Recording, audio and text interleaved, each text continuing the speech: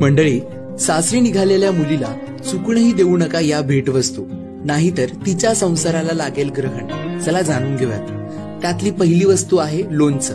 मुलीची पाठवणी करताना तिला लोणचं कधीही देऊ नका. यामुळे त्या नववधूच्या संसारिक जीवनात अडचणी आणू शकते, त्यांच्या नात्यात तेढ निर्माण होऊ शकते.